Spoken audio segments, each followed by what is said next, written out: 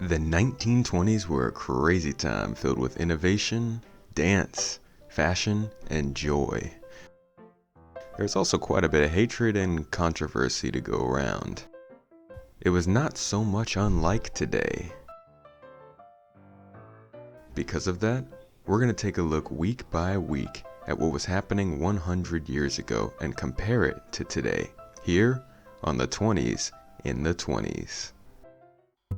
The League of Nations hype train has just pulled out of the station and we are seeing some big early moves.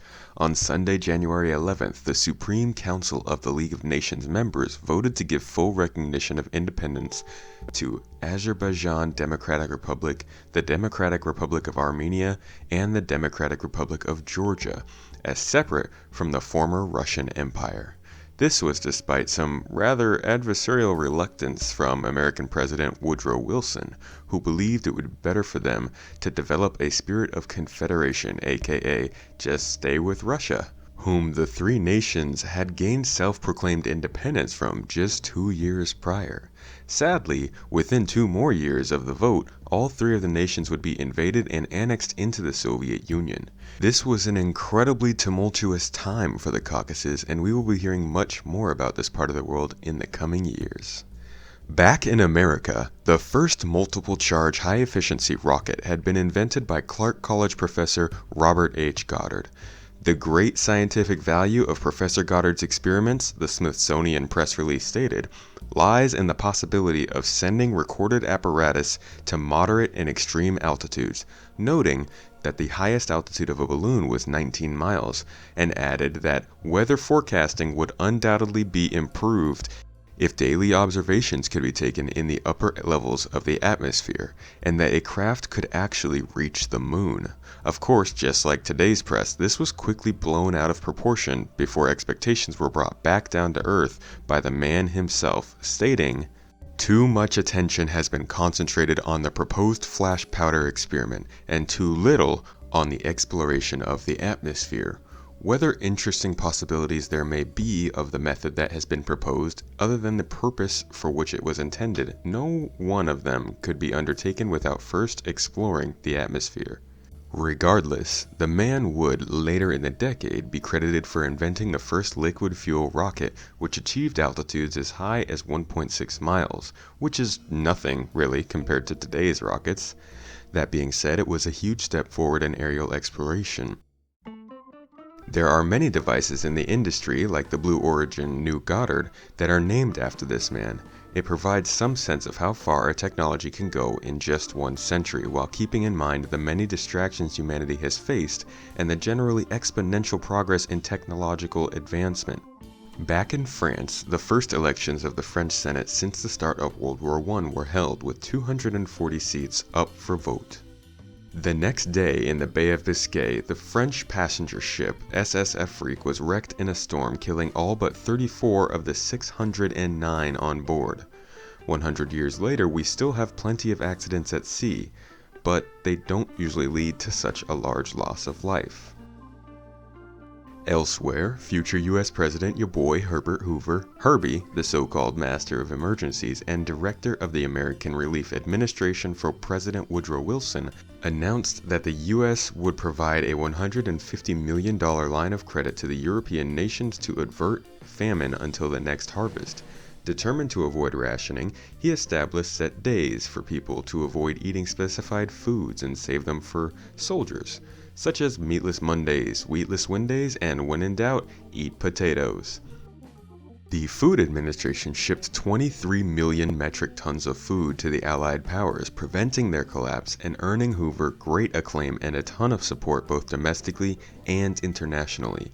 This helped boost the agricultural industry in the US with effects that we still see 100 years later. And of course, this loan was given with the expectation that the loan would be repaid. Give me back my money. On Tuesday, the New York Times published an editorial ridiculing your boy, Robert H. Goddard. You know, the guy from Sunday. It was pretty scathing, at one point even saying that the professor, with his chair in Clark College and the countenancing of the Smithsonian Institution, does not know the relation of action to reaction and of the need to have something better than a vacuum against which to react. To say that would be absurd. Of course, he only seems to lack the knowledge ladled out daily in high schools. The Times would rescind the editorial after watching Star Wars. No, just kidding. They rescinded on July 17, 1969, following the launch of Apollo 11, commenting, "It is now definitely established that a rocket can function in a vacuum as in an atmosphere." The Times regrets this error. As post-war Germany continued on its rebellious throes under the Weimar Republic, riots and rebellions continued to spring up in various parts of the country, especially Berlin. 42 demonstrators were killed in Berlin when city police began using bombs and machine guns to disperse the crowd. Most of the modern world won't go to these lengths a century later, but we still see plenty of rebellion and opposition. Things like rubber bullets and tear gas grenades are very common. On Wednesday, Frank Munzi, owner of the New York Sun, acquired two other newspaper companies in New York City, the New York Herald and the New York Evening Telegram. Munzi also bought the European edition of James Gordon Bennett Jr.'s flagship paper, the Paris Herald. Of the four, only the Paris Herald survives.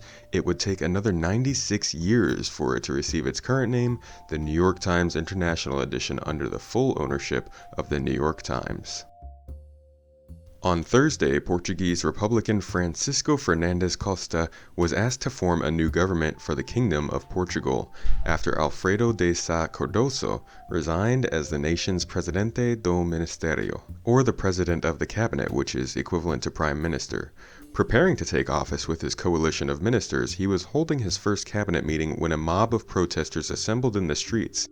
Anticipating violence, Fernandes Costa resigned the very same day that he'd started the job.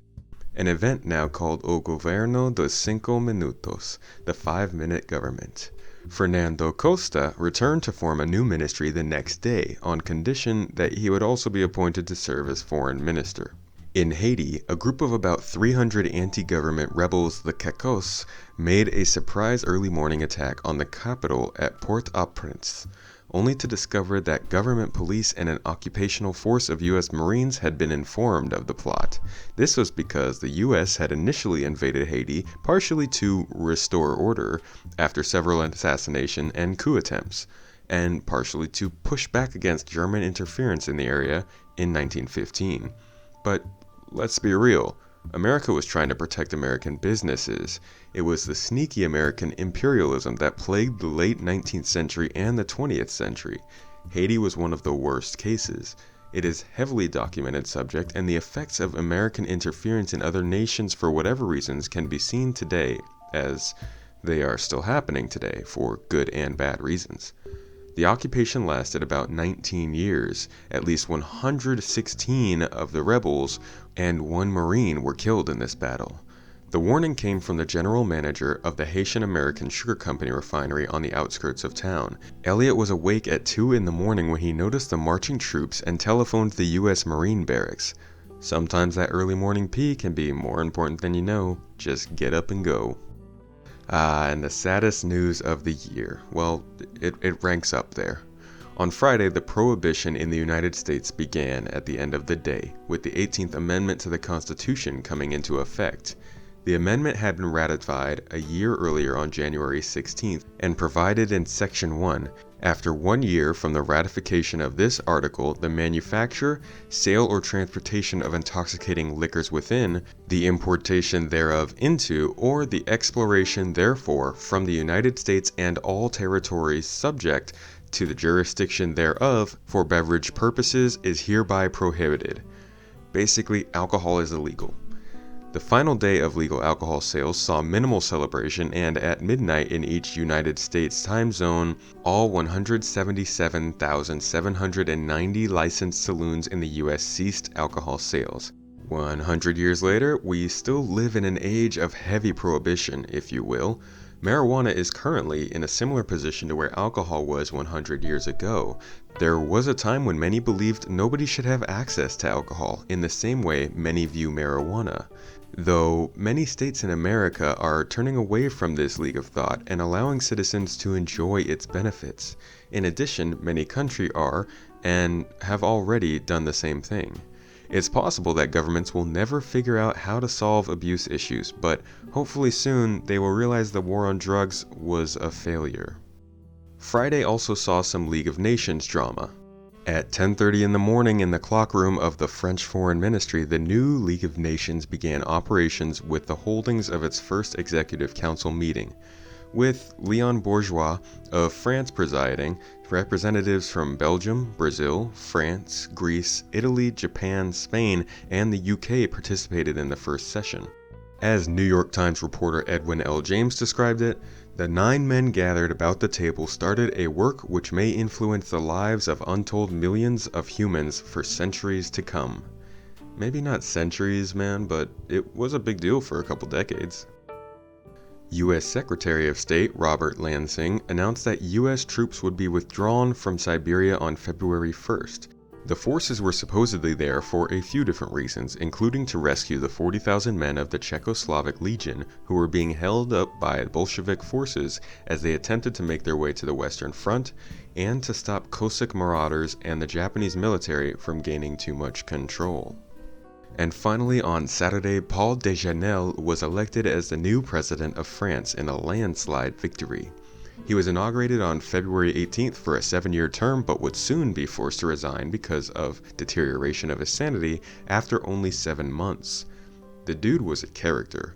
On one occasion, he fell out of a large window of the presidential train near Montargis after taking some sleeping pills and was found wandering in his nightshirt. On another, he walked out of a state meeting straight into a lake fully clothed. After being admitted to a sanatorium for 3 months, he was elected to the Senate in January 1921, serving until his death. Way to rebound, buddy. And that'll do it for this week's review of the 1920s here in the 2020s. I hope you enjoyed it and learned something new today. As always, I appreciate your checking in and would appreciate any feedback, resources, or suggestions you might have. Go ahead and throw those in the comments below or shoot them over to me on Twitter. And I will see you in the next video next week.